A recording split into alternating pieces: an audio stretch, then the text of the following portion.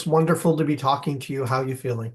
I'm feeling really good. How about yourself? Fine, thank you. Now, I have a question to ask you. The last time we spoke, you were really happy and grateful for your survivor experience, but at the same time, you said, "Look, I'm moving on. I got to get on with my life and whatnot."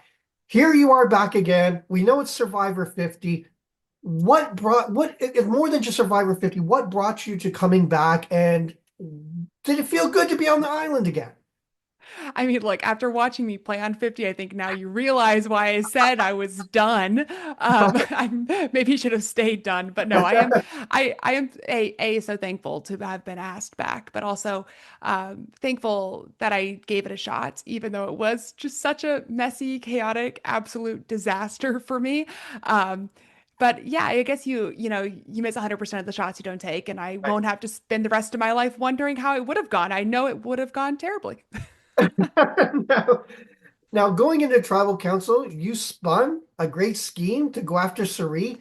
How did you feel going into tribal council? Did you think you had those votes locked in?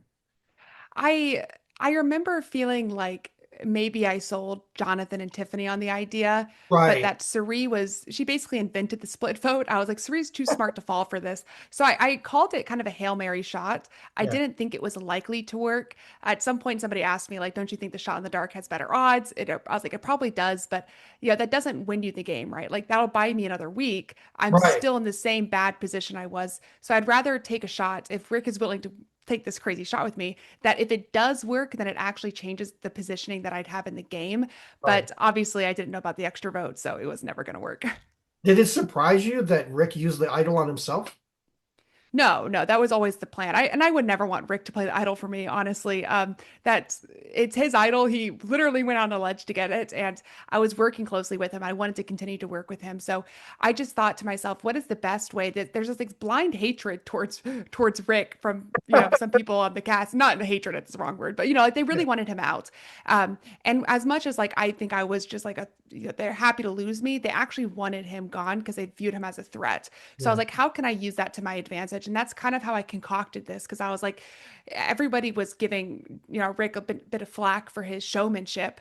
Right. And I remember thinking like, okay, if they actually think that he is such a showman, maybe we can make a play of that. Like they want to vote him off. They don't want him to play his idol.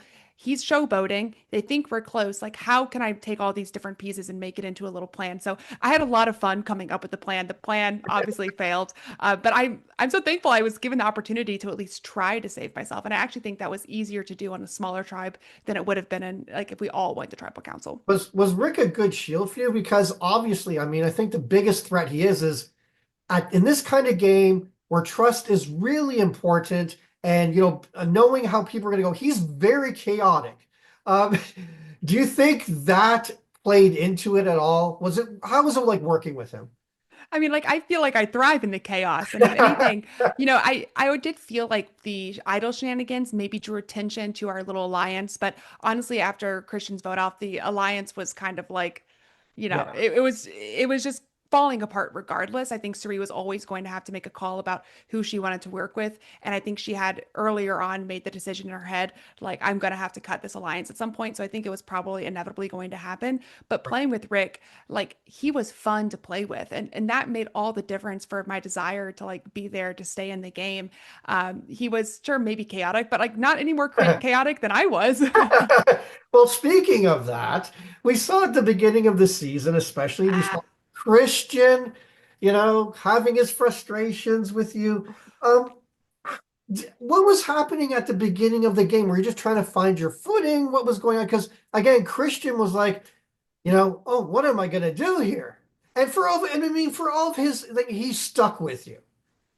Which Christian is an absolute saint for doing that, and I owe the fact that I made it as deep into the game as I did completely and entirely to him, because at that tribe swap when Mike floated my name, he had a choice to make, and he decided that he thought I would be a more loyal ally, and for better or worse, I was loyal to Christian until the very end. I had no intention of voting him off. So yeah, I feel bad that what happened, and it was not strategy. I Right. it was genuine just verbal diarrhea. Like I think I think I am a bit of a verbal processor, and it takes time for me. I have to talk through things to like really understand Sure. what's going on.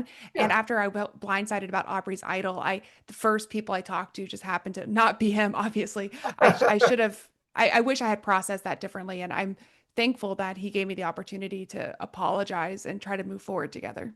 What was most interesting I found is that people just reveal things to you. They're telling you, giving you information. Why do you think that is? We saw it over and over again. People are telling you sensitive things.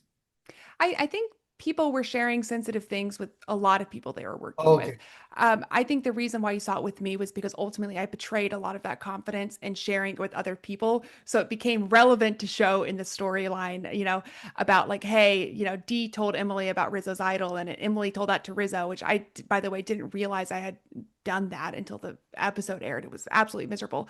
But basically, like I think there was a lot of sharing of information that was happening. I don't think people were special in sharing their information with me, but I think it was shown because I ended up making such a mess of the information that I did know.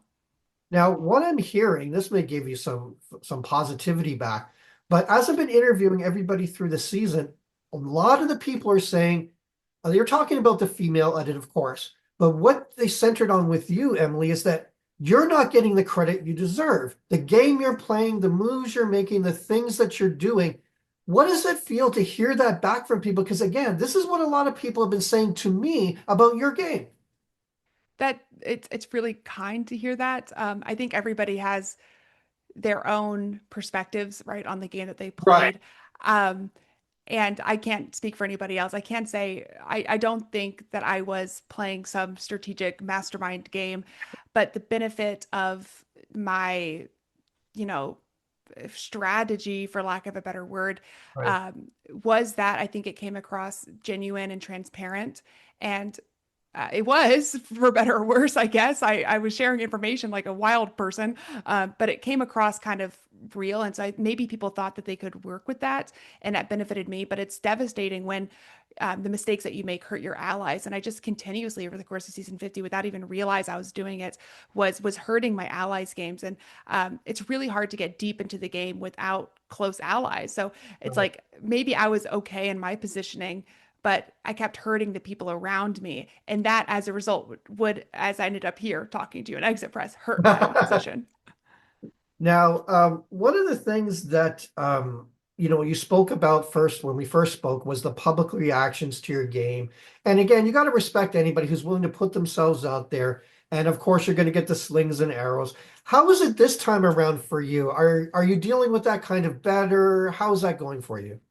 You either die a hero or you live long enough to see yourself become the villain. Hey, I become the villain anytime.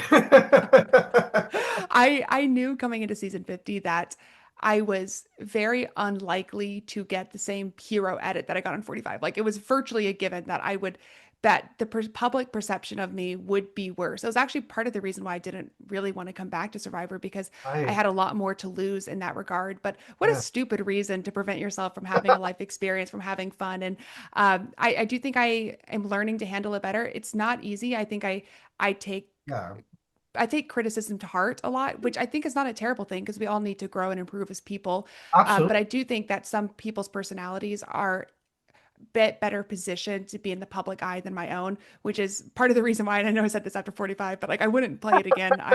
It's hard. It's hard to have the world's opinions about you, and it's not that they're inaccurate. It's actually maybe more that they are accurate, Yeah. and it's hard to face that reality. It's a lot easier to sit behind my computer screen at home.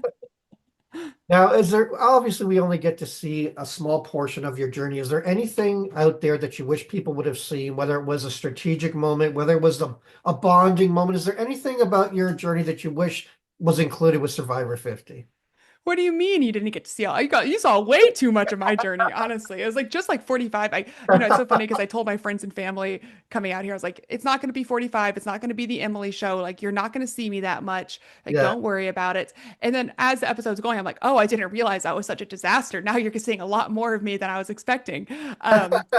So there was unfortunately a lot of my game game. I use the term loosely. There was a lot of my game that was shown. I guess the only thing that wasn't shown was, like I did have these one-off relationships with people. I felt very secure in my Seal of Four alliance prior to Christian's vote off. I thought we were really tight. And then I had these individual relationships with other people in the game that I was kind of nurturing and growing. But obviously, they didn't end up making a difference for what happened to me. So I understand why they weren't shown. Now, obviously, you can't say who you voted for because, those are spoilers. Whatever. I voted for someone? Amazingly enough. But what were some of the things when you were thinking about, bestowing that on someone? What are some of the things that were going through your mind? Some of the values or aspects that you were debating? This is so difficult as a jury member. Right, I felt like I really want and wanted to vote for the best player. right, Um, but the problem with voting for the best player is that's incredibly subjective. And it's also, right, as I'm discovering, like it ignores the fact that people do have, including myself, have their own biases and perspectives. And I remember I had a conversation with, production as I was sitting here, like racking my head, like, I don't know, like how to vote. It's such an important, $2 million sitting here on the jury. It's such an important decision to make. right, And I want to make sure that I am making the best possible decision. right, And I forget who, but somebody said to me, "Hey, Emily, you don't know what you don't know. You can only make, yes, you can only make the decision with the information that you had at the time." And right, unfortunately, my game on Survivor, like I was pretty siloed in my own world. So I right. didn't always have the best perspective about all the strategy that was happening with other people behind the scenes. And it's just, yeah, it's a hard decision to make. But I did know that I wanted to vote for who I perceived to play the best game, but emphasis on perceived because I only knew what I knew, and I have my own biases, my own thoughts, my own perspectives. All of those things I would be ignorant to say that they can't impact the way that somebody votes on the jury.